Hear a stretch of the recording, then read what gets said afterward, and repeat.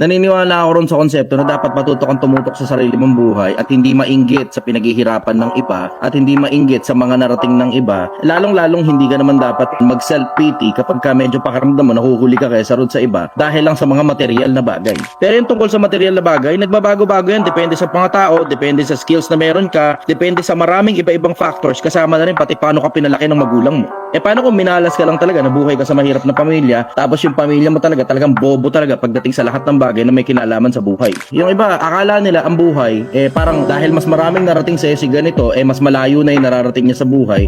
Hindi ganun. Sabi nga ni Cristo sa Biblia, mag-ingat kayo sa lahat ng kasakiman. Ang buhay ng tao ay hindi sa kasaganaan ng mga bagay na tinatangkilik niya.